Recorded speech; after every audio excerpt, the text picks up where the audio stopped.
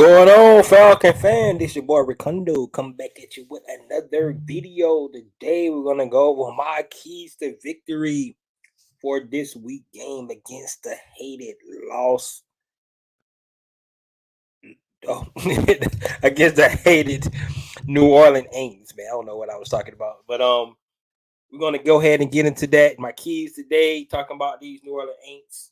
I cannot stand this team. That's why I couldn't even say their name. I just can't stand the A'ints. But we got to get this win. We're going to talk about the new quarterback, Desmond Ritter. Then we're going to talk about the mysterious case of Marcus Mariota.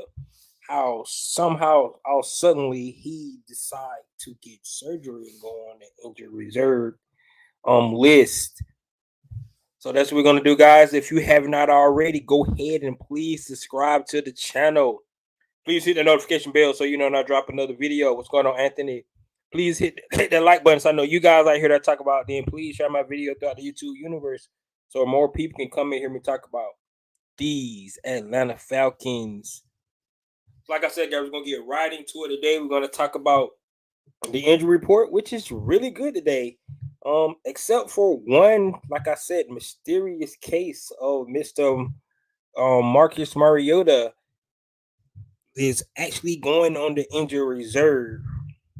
Somehow in the 13 weeks of playing football for the Atlanta Falcons, Marcus Mariota had a chronic knee injury that when he went on the bye week and when he realized he was not being a starter anymore, he had to go ahead and have a procedure done to put him out for the remainder of the season.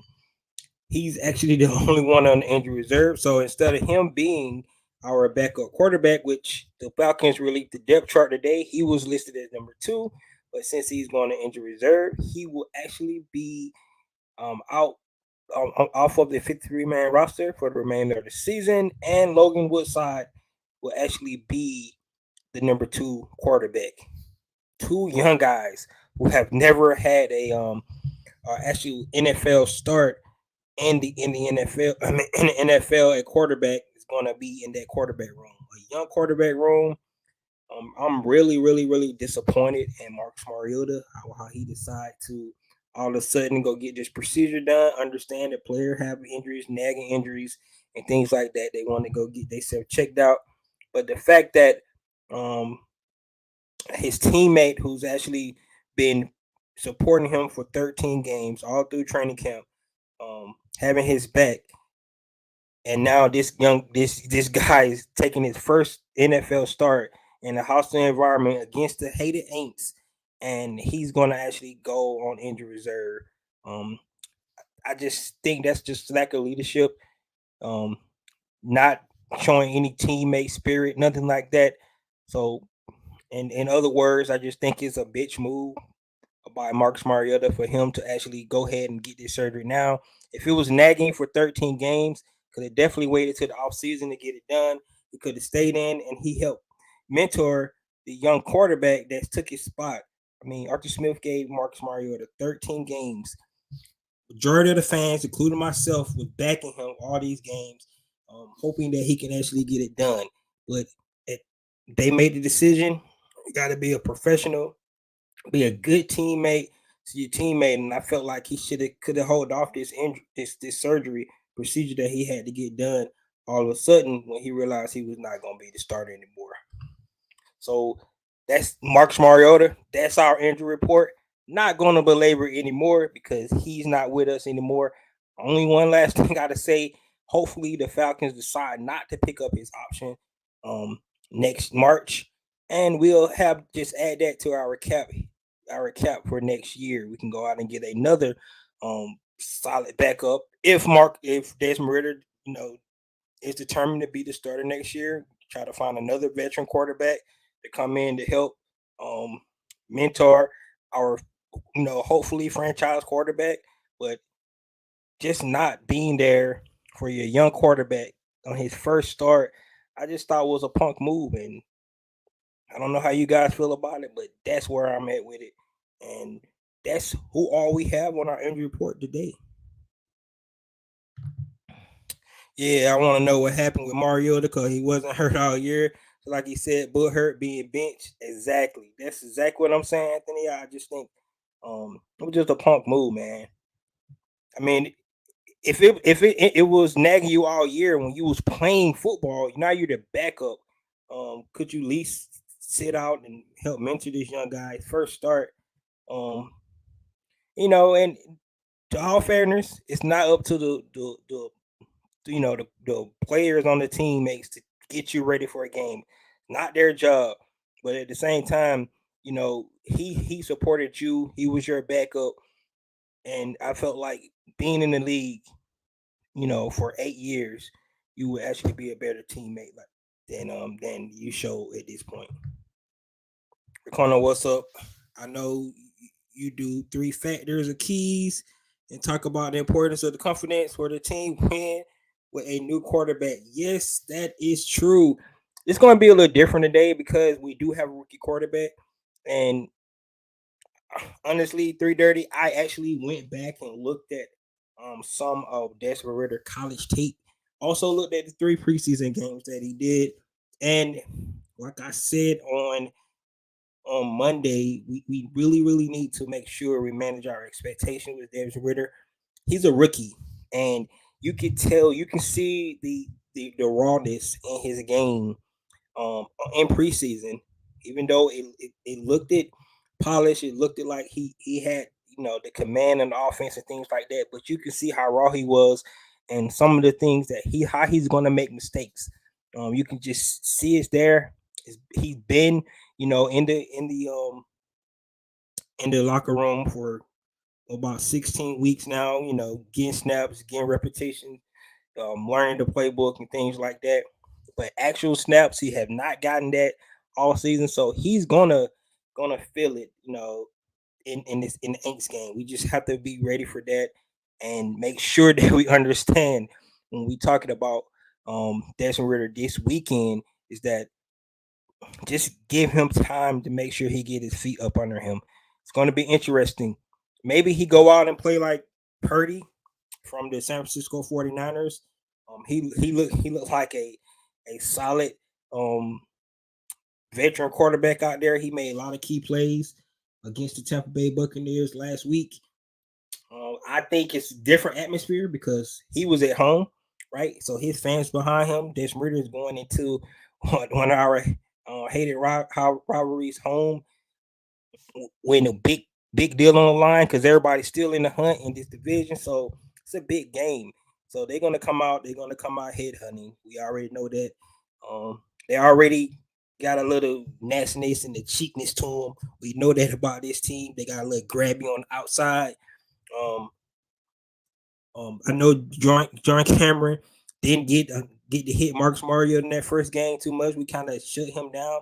So I know he's gonna be chopping at the bit to come in and try to get after the rookie, Demario Davis, Tyrann Mathieu. All those guys gonna be ready to go. So we gotta be ready for whatever they throw at us with the New Orleans Aints. So we got to be ready for that. And we just need to make sure we manage our expectations with the young rookie this weekend. Hello, Rebecca. I got confidence in the kid. I do too. I really do. I got confidence. I think he's going to be able to show some things. But, I mean, he completed about 65% of his classes in college. A lot of games, though, you did see where he didn't get his feet set. And some of the things that the scouts had, what they were saying about it, some inaccuracies, and some throws. You can see that in some of the games he played, but you can see the confidence that he had in offense, the competitiveness that he showed all the games. Played over 50 games in college, guys. So he got a lot of experience on the snaps, which I think that's what's going to help him translate better in NFL. It's different. I understand that, but the only way you get experience is you got to play, and having 50 games in college is definitely going to benefit for Desmond Ritter, I think. In the past, my friend, let's rise up to see the kid. Yep, we can. If you're talking about Marcus, that's definitely. If that's true, he walked out of his career. More than likely with us in NFL period, I don't see anyone picking him up again. Yeah, I mean, so I agree. I agree it's poor sportsmanship, but they're gonna utilize the whole thing where he had an injury, he was getting himself taken care of and things like that. He can spin it. He really can spin it away, you know, maybe saying that, now that I'm not a starter, I'm gonna go ahead and get this work done because it's been hurting me all season, something like that. But the mere fact that we never heard about it until now, which is fishy to me. So that's one of the things that when I talk about it, I just think that he probably could have waited if it was lingering, for 13 games. When you're out there every snap, running up and down the field, didn't show any signs or hurt knees at the time. Now you're back up. You just got to go ahead and get that procedure done in the middle of the season. It's just really interesting to me. So that's why I stand with that. I look forward to seeing Ritter lead his offense. 100%. Me too. I can't wait. I really, really can't wait to see what this Ritter is able to do with his offense. I think they're going to show some wrinkles.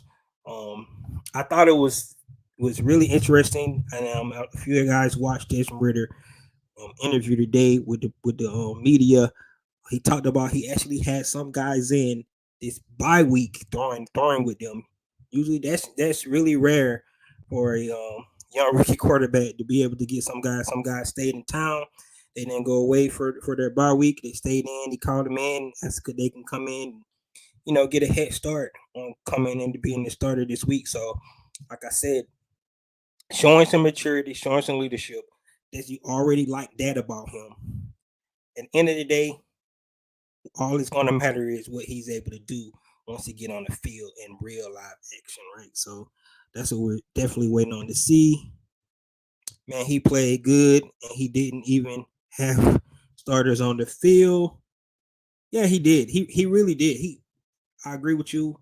He played behind, backups, played with backups and things like that. So we're going to see. And one thing you got to remember, no game planning. Arthur Smith just going out calling plays, just to seeing that he can get into the throws that he made. He made some impressive throws in the preseason. One in particular, I don't know if you guys remember, the one he hit on the sideline, dime. It was really, really nice passes like that.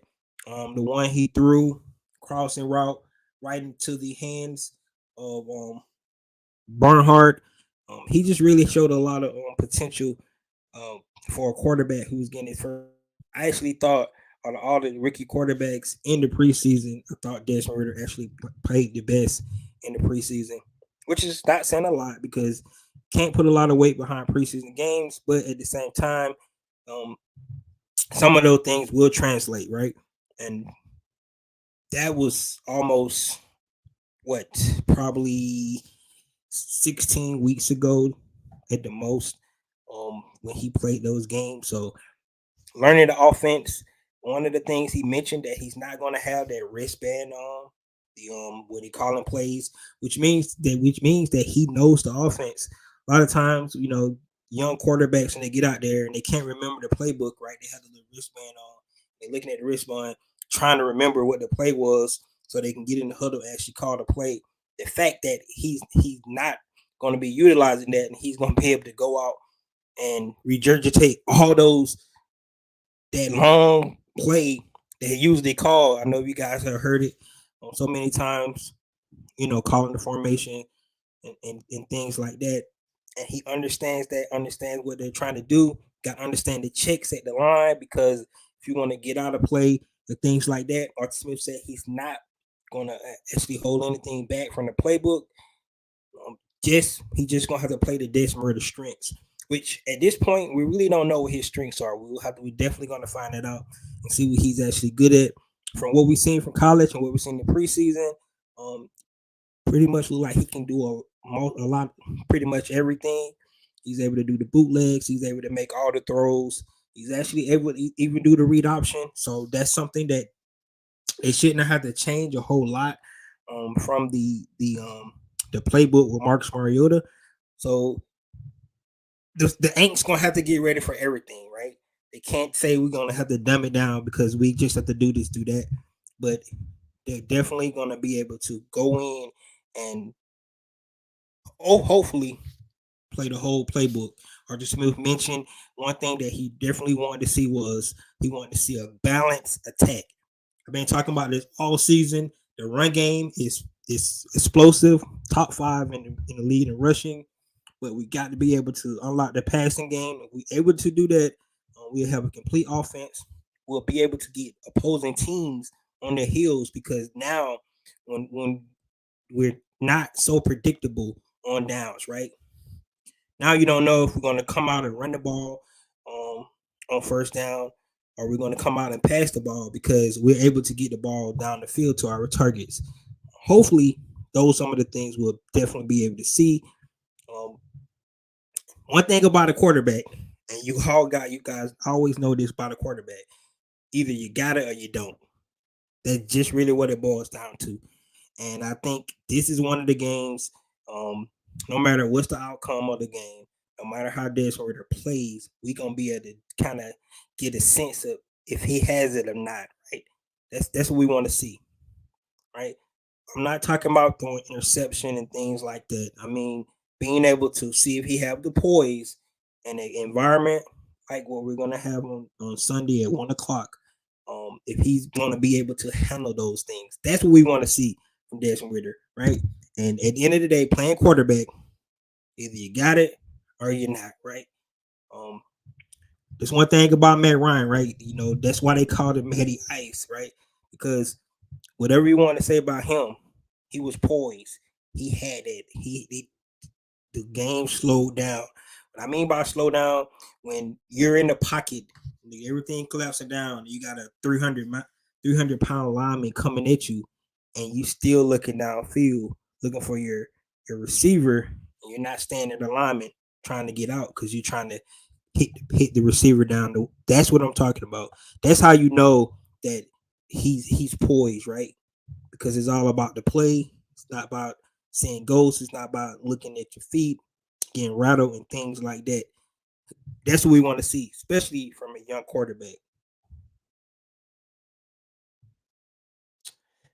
We got here.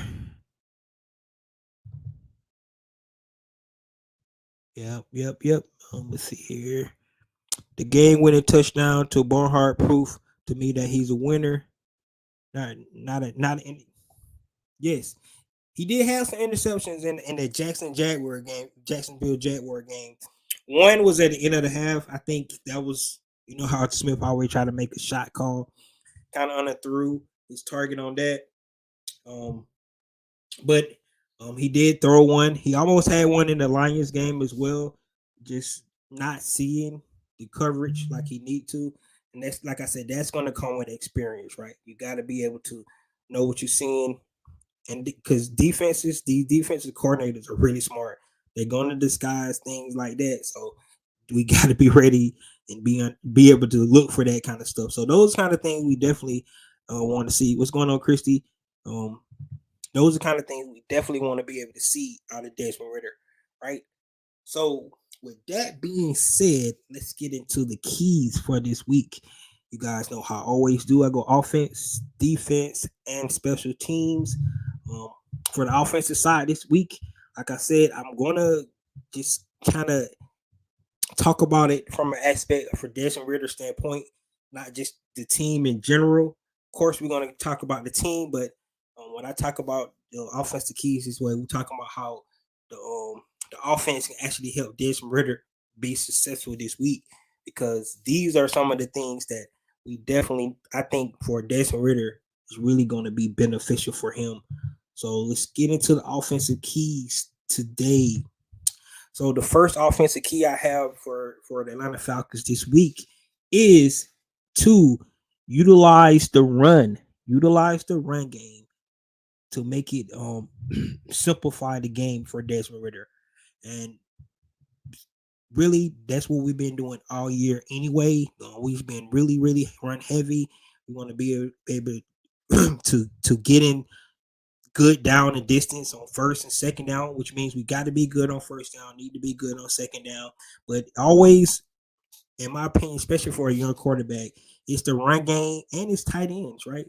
Unfortunately, we don't have Kyle Pitts out there. That would be really, really good for us. We would have our number 4 overall pick from last year out there helping Desmond Ridder with his first game against the A'ints in their hometown. But if we can run the ball like we have been doing all season long, right?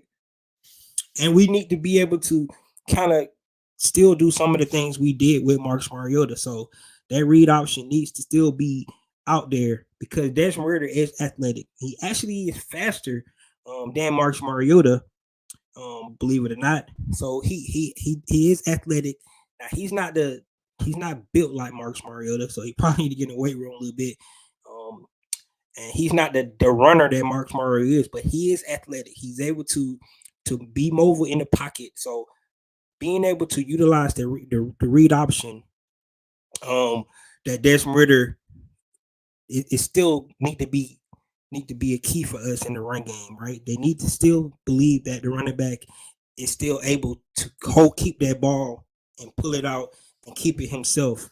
I think that has been really effective for our run game this year, utilizing Marcus Mariota. So that still need to be something that we need to do. But also, I believe that that's really one thing that Desmond Ridder is really good at. It's one play when he played with the Cincinnati in college, and you go look at it, he actually kept doing the read option, and then his back or roll out at the same time. They'll roll out together, and it's almost like a run / pass option where he can actually keep it or pass it off to his running back running in the same direction with him. He ran that play a lot of times in Cincinnati. Be interesting to see if that's something Arthur Smith implement for him because he was really successful for it in Cincinnati.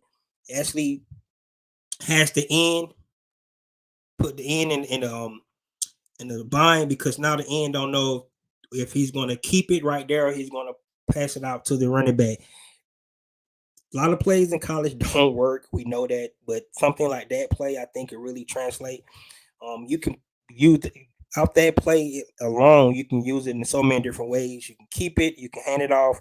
You can actually keep it and pass it down the field to one of your targets as well. So those are kind of plays I'm talking about on the run game that you can actually play off the read pass option. So utilizing the run game is one of the first key that I think is really going to be important for the Atlanta Falcons is to, if we can pound them like we did in the first game and how we've been doing the teams all season, go back to the Cleveland Brown game when we ran the ball 13, 14 straight times. If we could do some of that stuff, that's definitely going to help the young rookie quarterback. It settles the team down, get everybody fired up. It takes the crowd out of the game, and we can actually be able to control the clock. So that's my first key for the offense is to run the ball, utilizing it, make the run game a friend to Desmond Ridder so he can actually do a lot of things off that. Arthur Smith offense is always predicated off the run, play action anyway. But as long as the run game stays effective, it would definitely help Desmond Ridder. On the second key for offense is definitely going to be short downs, short down and distance. What I mean by that, good on first and second down. We get in third and shorts. When you get in third and short down, always going to be good. We got to be better on third down. The last couple of games for the Atlanta Falcons, we've been like 30 to like 40% on third down conversions. We got to be better in that. There's no other way around it. We got to be able to stay on the field. Another thing that's really been hurting us are time possession. 2 minute 3 and outs, 2 minute short possessions for us. So we need to be able to go back to what we was doing early in the season where we was controlling the time possession. And that means we got to be converting third down. So one of my my second key on offense is to make sure we be really, really solid on third down. Another thing that helped Desmond Ridder out, help him get into rhythm, right? those are the things that you definitely want to be able to see. And then the last key on offense, which we haven't seen all week, all year long, is to be better passing the ball down the field, being able to take those shots when they're called. You have to be able to keep the defense honest. So if you're going to be able to take shots down the field, you got to be able to connect on some of those shots.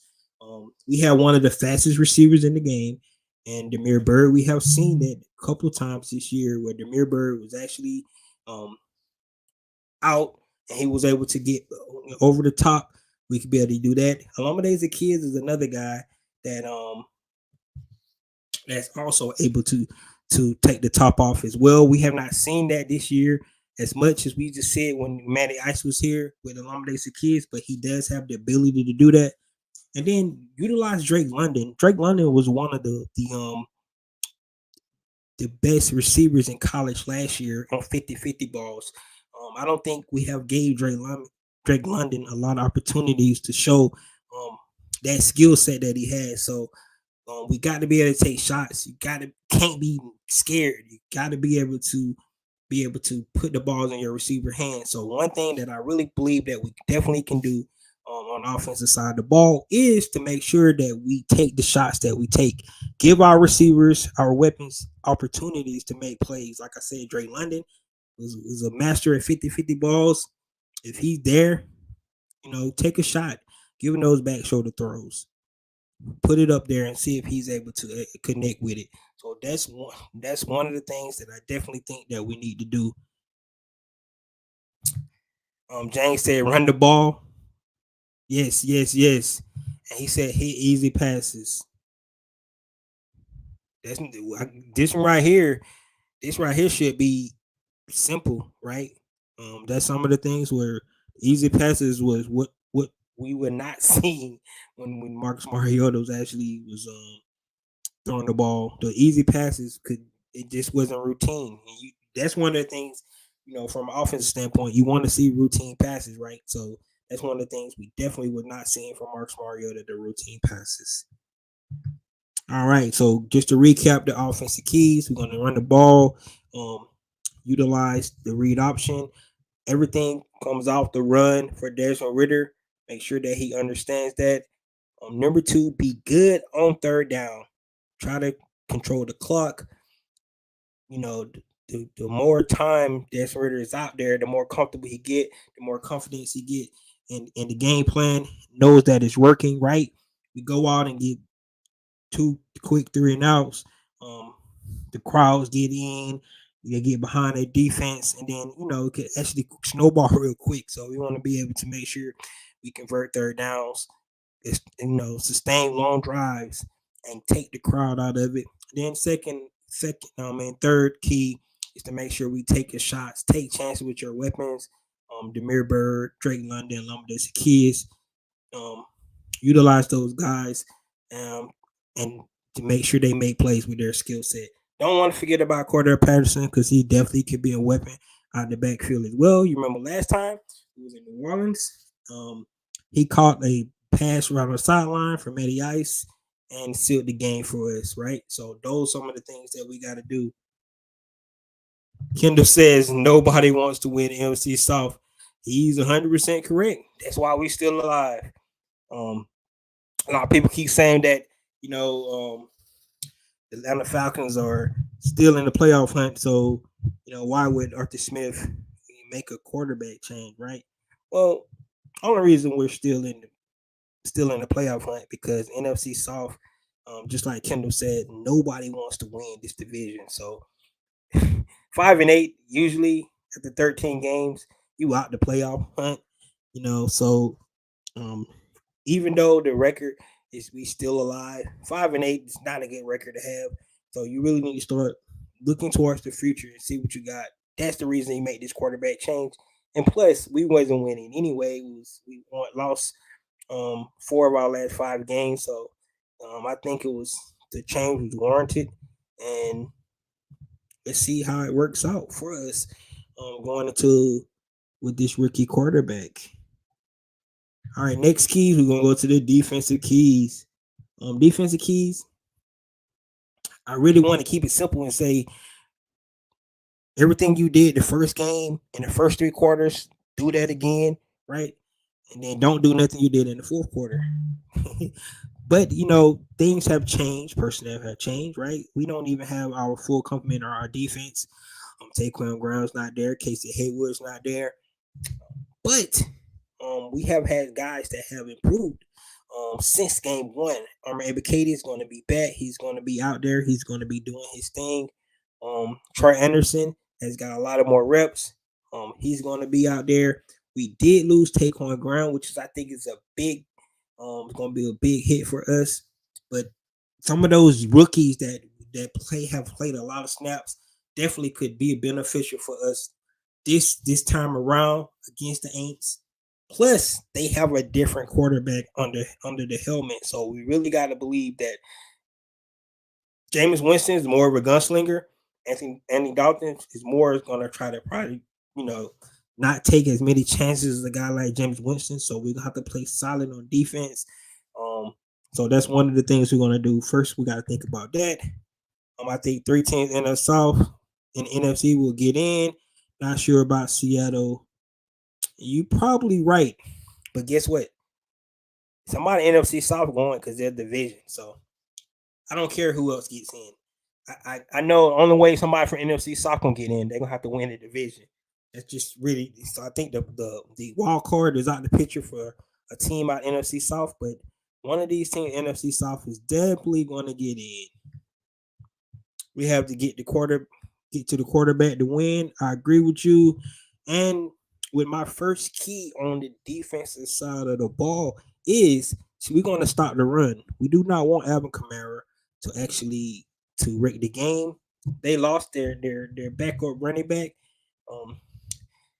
I kind of thought he really did a dumb thing in the game on Monday night, right, when he ran out of bounds with 9 yards instead. But he actually hurt his MCL, so I guess I can understand why he ran out of bounds, right? Because he was hurting.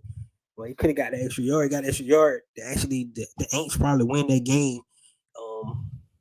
And they'll be sitting with the same record as us going into this game, which would really be really big because we all would be tied with the same record. I think the Bucks still have a game up on everybody, but will it be a 3-way tie between the A'ints, us, and the Panthers, right, at 5-8? So that would have really been interesting going to this game. Now remember, at this point in time, we actually don't have our own destiny in hand because we need Carolina to lose. We need Tampa Bay to lose, right? Because we didn't take care of business when we had the chance. We definitely still need to win out like we need to do, but now we need some help for other teams to beat those teams and knock those teams off. The Tampa Bay Buccaneers, we play them. We still got them on our schedule. So if it just comes down to us and them, we can actually seal our own fate when we play them the last game of the season. But for far as that is concerned, right, we got to be able to stop the run. When I say that, I mean we got to be able to stop the run. We do not want Alvin Kamara to take over this game. You know how dynamic he can be, especially at home, right? So many times we was able to take him out of the game, the first game of the season. Hopefully, Dean Pease have another solid game plan to do that. And if we do that, we can get to James' key here, which is my second key is to get after Andy Dalton. He's not as mobile as a Jameis Winston, and we can put pressure on him, wreak havoc. We can be able to really wreck the game.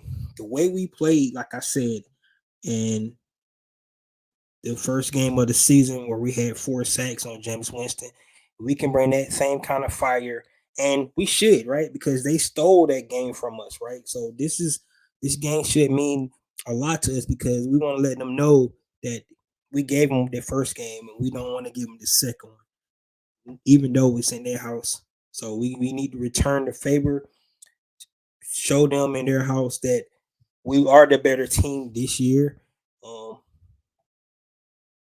And that's what we need to do. We need to be able to get after the quarterback we can do that, right? If we can do that, I think this could, turn into a W for the Atlanta Falcons.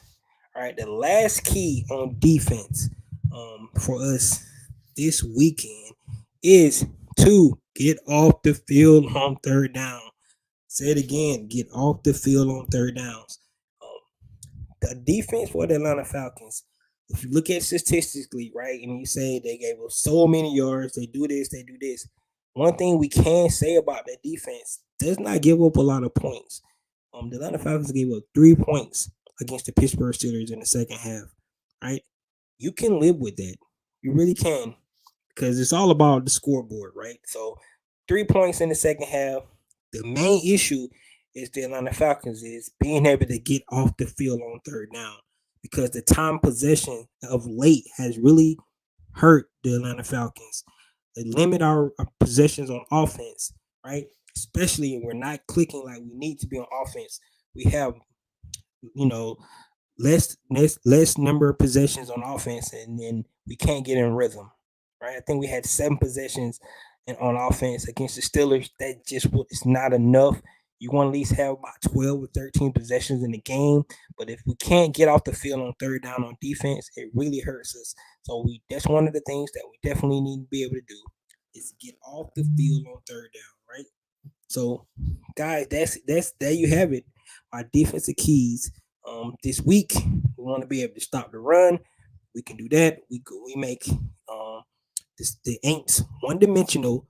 Put the ball in Anthony Dalton's hand, and then the second key is to be able to get out the quarterback pressures, front four, whatever we got to do.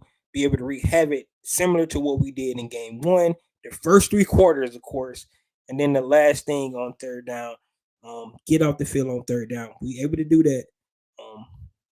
Give our offense more possessions, to be able to help the young rookie get into rhythm, right? Because you know how it is when quarterbacks get in rhythm, the offense start humming. Those offensive linemen like to get out and run block and things like that.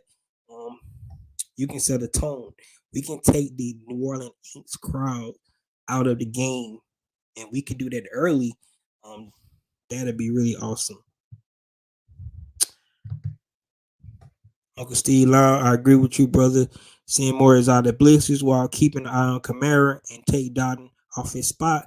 This is not a good New Orleans team. Let's not give them hope. They're not a good team. And the funny thing about this game is the fact that we're talking about our rookie quarterback, but the A'ints don't even know who their quarterback of the future is, right? They don't have a clue. Right, and it's so funny because all the experts was picking the A'ints to win the NFC South this year because they had the team intact, right? But they didn't realize the importance of a coach, right? And I really don't understand how experts when they sit down, they don't realize the importance of a coach. I hated Sean Payton, but he had this team. The culture was there. He was, the New Orleans A'ints. Him and Drew Brees, and with both of those guys gone, they got to discover a new identity. They don't know who they are right now, and they're not a good team. So, we're playing a division game, which is when you play a division game, all bets are off. It's the Falcons against the A'ints, so we know it's hate week, right? So records go out the window, but at the same time, I agree 100%. This is not a good team. We don't want to give these guys hope. We need to make sure we lock up Kamara, just like Uncle Steve said, and we need to make sure we don't let Andy Dalton think he's Joe Montana out there, right? We want to get him off his spot. We want to be able to move him. Blitzes, the things we did in their first game, and they watching. Go back and watching that film. I know they are, right? But like I said, if it worked the first 3 quarters, let's do it. Let's see if Andy Dalton can make some of those throws that Jameis Winston made in that fourth quarter. Because guys, we got, like I said, after that game, even though I was so pissed off with the Atlanta Falcons because we blew it. Jameis Winston made some great throws in that fourth quarter. He really did. Michael Thomas made some great catches in the game, and I have to go look at the injury report. I don't even know if Michael Thomas is still out there. I didn't see him in that Monday Night Football game, so that's going to be interesting. If somebody can tell me the status of some of their guys, I don't, a guy like Marcus Lattimore, um, Michael Thomas, probably should have looked at that before I came on here, but I have not looked at their injury report yet. So interesting to see how healthy their team is as well going into this game. Um, and see, some of the things that we're gonna have to worry about from some of their key guys as well. But we know Alvin Kamara is going to be out there. Um, they don't have the change of pace back because he went down. They got a different quarterback. Chris Olave has came on a little bit more in the passing game. The young rookie um, out of Ohio State. So those are some of the things we definitely got to look at.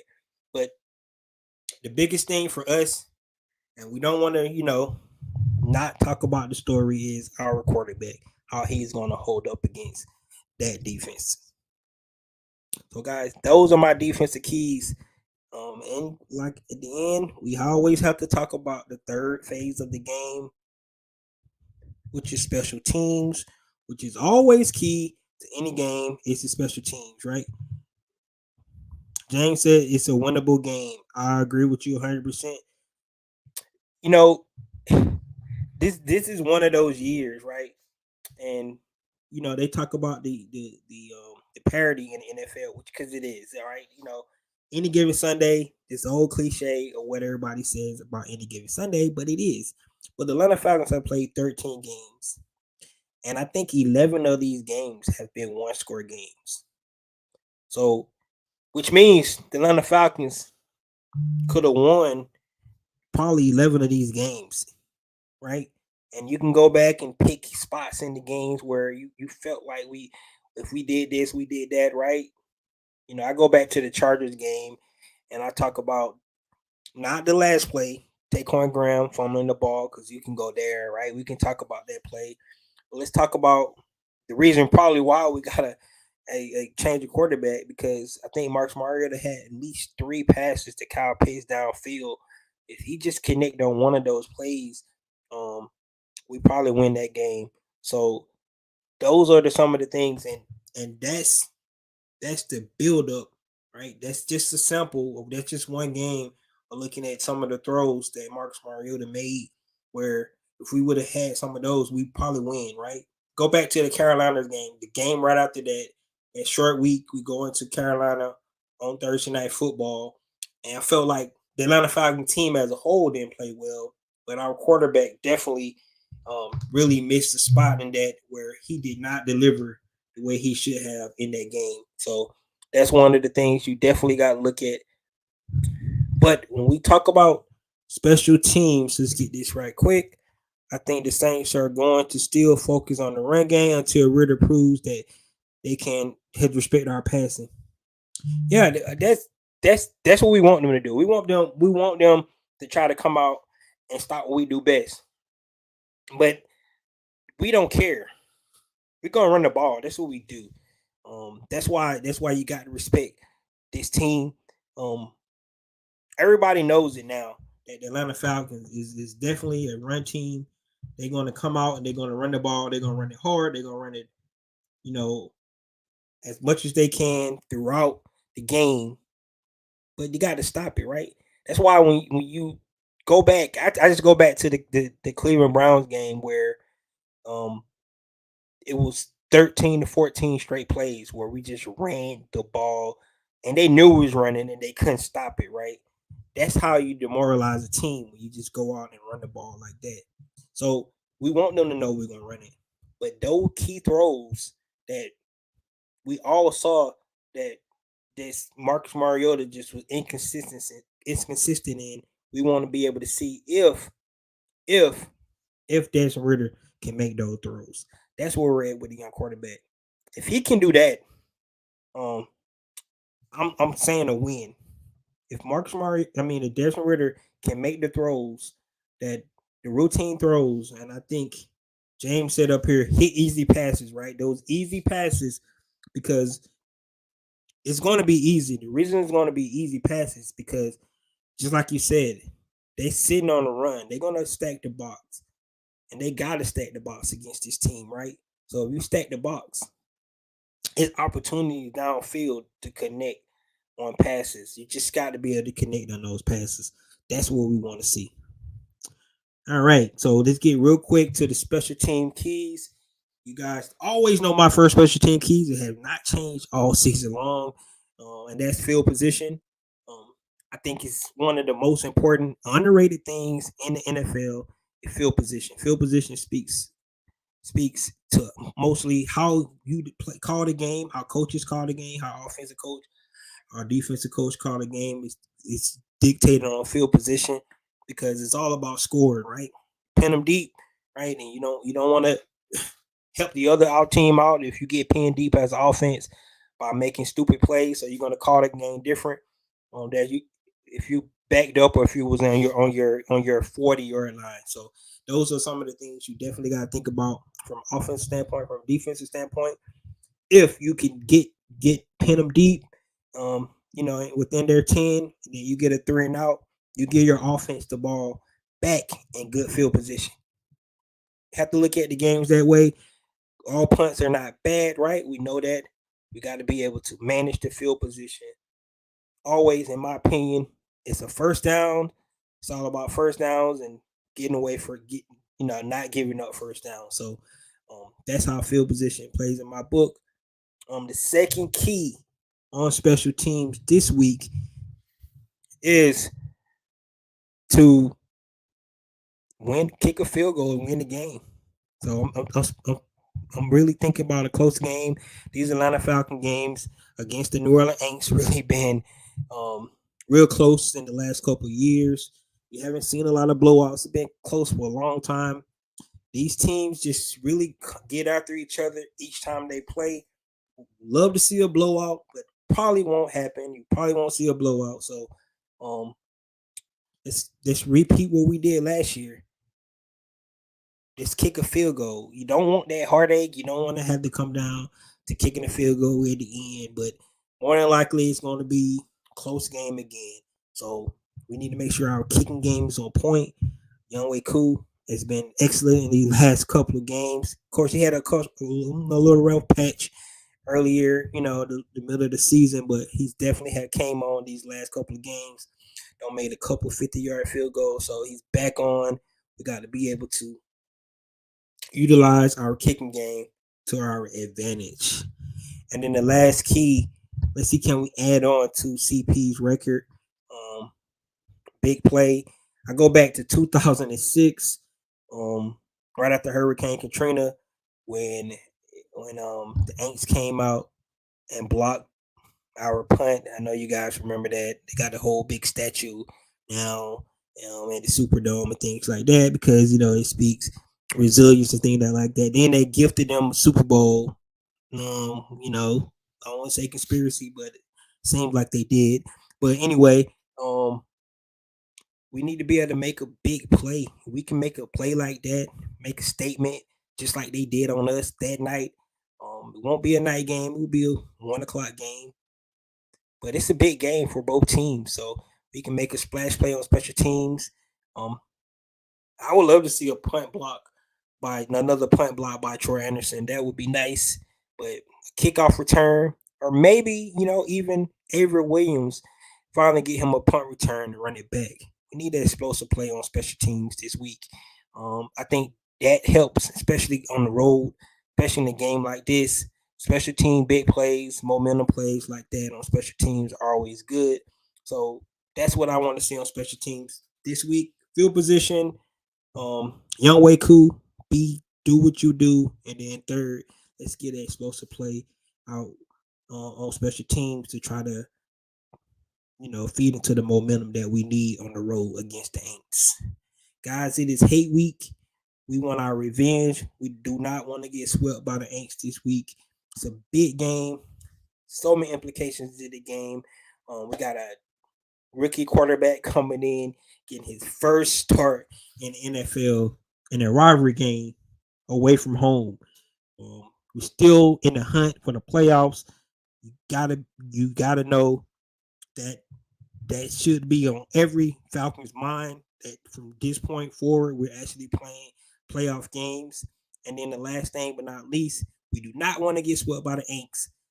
That should be number one. We don't like this team. We want to be able to show them what they did on us in week one was a fluke. So we can come back on here and we can talk junk to the 30 Ain't fans and let them know that, yeah, we gave you one, but we got it back in your house. That's what we need to do. Guys, that's it for today. Let me know what you think, first of all, about Marcus Mariota and did he quit on the team? Give me your opinions on that. Please leave comments on that. Do you think Marcus Mariota quit on the team, or did he really had to all of a sudden get this procedure done to be out for the remainder of the season? What do you think about Desmond Ritter? Is he going to be, or is he going to come out and he's going to come out on fire? He's going to lead this team to a victory against our hated rivalry in the New Orleans Saints. And can we go down there and get this win like we should? Because I feel that we are the better team. And last but not least, let's keep the hate up all week. If you got any New Orleans fans out there, let them know that we coming down to steal the show with our young rookie quarterback. Ron said, "What's up, Recondo?" Ritter said, "We'll do well." Damn, I was too late. Yeah, Ron, go back in, man. Like I said, give me your comment, your thoughts on Marcus Mariota. Did he quit on the team? Give me your thoughts on Desmond. Please go back and look at my keys, especially on the offensive side of the ball. The things that I feel that we need to do to be able to help the rookie quarterback out this week. And then look at the defensive keys, be able to, to limit Aaron Kamara, get Andy Dalton off his spot, and get off the field on third down. Then special teams, always that third phase. We need to be able to be solid in that.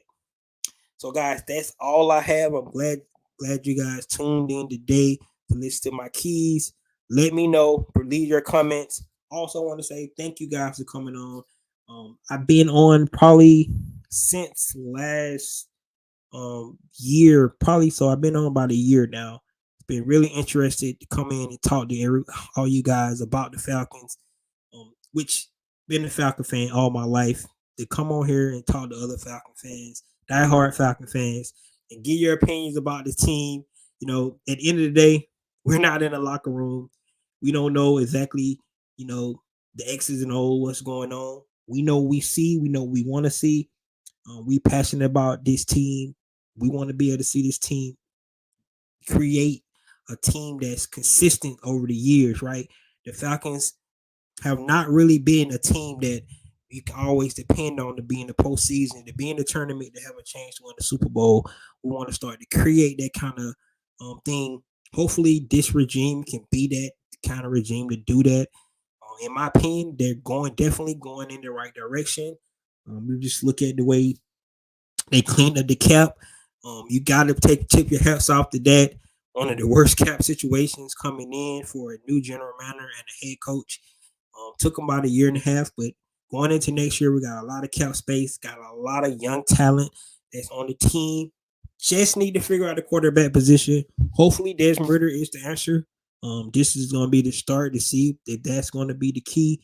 And then if that's the case, we can start building this team up. We got a lot of cap space next year. Can bring in some free agents. Hopefully, they like what they see and the build of this team, the direction that it's going. Those are the kind of things that we need to be able to see from Atlanta Falcons to create a sustainable team going forward. But like I said, I just enjoy coming here and talk to you guys. All the other Atlanta Falcon content creators, you guys inspire me to come out here and do my thing. I definitely love listening to you guys' shows too, listening to everybody's point of view. I love the arguments going back and forth. We're not going to take a running back in the first round. Sorry, guys. We're not going to take a quarterback in the first round. Sorry, guys. You can come back and tell me on this show if we do. I'll be surprised. Not going to be mad if we do. I mean, because if we do take as a good player, I just think we need stuff in good other spots. So that's what we need. Here said, yes, Mariota quit. That injury was an excuse to cop out. Definitely 100%, 100%, 100%. I agree with you. I couldn't handle being benched. Nope. Straight up punk move, man. That's what I feel about it. Off-season draft free agent defense, pass rush, period. No quarterback, defense, O-line. See, Sports Live Atlanta is with me 100%. I agree. No quarterbacks, right? No quarterbacks, no running backs. Defensive line, offensive line, defensive backs. That's where I'm going. We need a receiver as well, but we can go get a receiver in free agency. Believe me, we're gonna get guys in free agency. We got money this year, so we ain't gotta sit on the sideline in free agency. We can time free agency start this season. We could be players right away, right? We just got to see if guys want to come and be part of this thing that the Atlanta Falcons is building. So that's what we need to see. But we won't have to be sitting on the sidelines this year in free agency.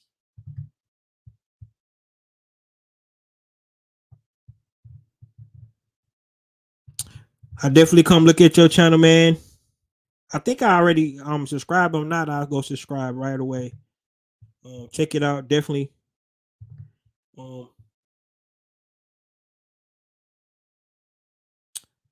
Thanks, man. I definitely go check your channel out. Appreciate it. So, guys, that's all I have today. Thank you guys for coming in. Like I said, let's rise up. Let's beat the Saints this weekend. We got to get this W. Let's get the rookie his first win, right? We can say Atlanta Falcon quarterback. There's where to get his first win against the New Orleans A'ints in the Superdome to keep the Atlanta Falcons alive. This is your boy Recondo coming back at you with another video. Peace.